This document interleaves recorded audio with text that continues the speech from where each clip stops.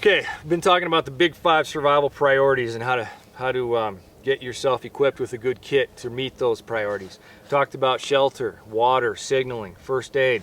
Let's look at some fire stuff. And again, I'll do a close-up on this stuff when we're done here, so you can see what I'm talking about if you can't see it from here. I carry 3 fire sources on me at all times. That's something I've done since I was a kid, growing up in the North Woods. You know, you've got to be able to make fire under any conditions in the outdoors, whether it's raining, whether it's cold, whether your hands are getting numb. And I highly recommend, we do this in my survival courses, trying to start your fire in the rain. Try to start it by getting your hands numb first, sticking them in the cold for 30 seconds, pulling them out, see if you can operate your stuff. Try doing it one-handed. Can you put your fire starter, your spark rod under your boot, do it one-handed? You figure out other ways of doing it. So you never know what's going to happen when you're out in the field. It's probably not going to be like a camping trip. It might have injury associated with it. If you're lost, you might have hypothermia. So your gear has to be durable, has to be reliable.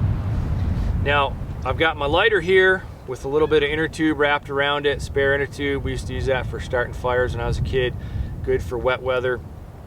Keep in mind, lighters are, these are things that have working parts. They may not work well at elevation. You're above 10,000 feet. This is not going to be a reliable fire starter. So carry some other stuff. I've got my REI stormproof matches here. These things are incredible.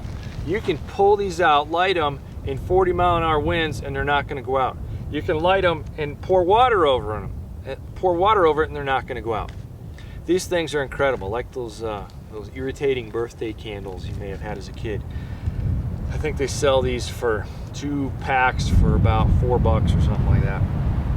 And then my spark rod. This is my #1 favorite modern fire starting device.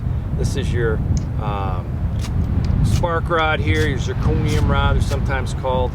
And this handle here is African paddock. So this is the equivalent of our resinous wood, our pine sap, or pine wood here, filled with sap in North America.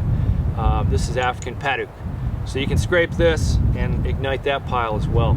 A friend of mine and one of my mentors, Peter Kummerfeld, gets these made up by the hundreds and sells them off his website. They're outstanding fire starting devices and my favorite.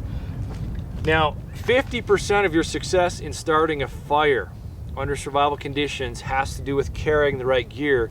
The other 50% has to do with carrying the right ignition source. So here I've got some cotton balls smeared with Vaseline.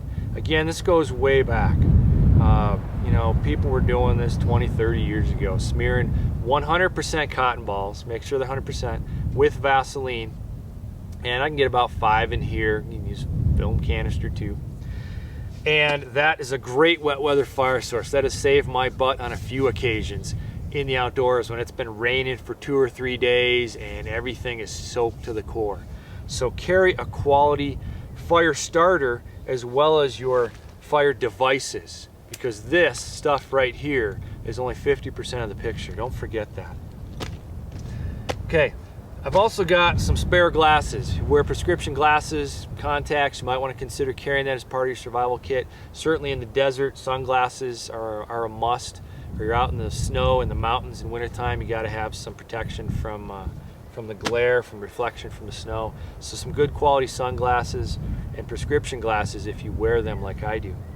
So right there we've talked about the big 5. I've got my water, I've got my first aid kit, got my signaling devices, my fire starter, and I've got my knife, of course. It's not one of the big 5, but man, it's a must-have in the wilderness. You got to have a good blade.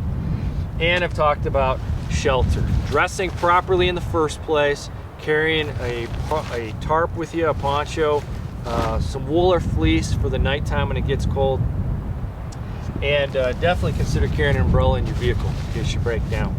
Now let's talk about some specialized desert survival gear here and look at that stuff, things you need for the arid lands.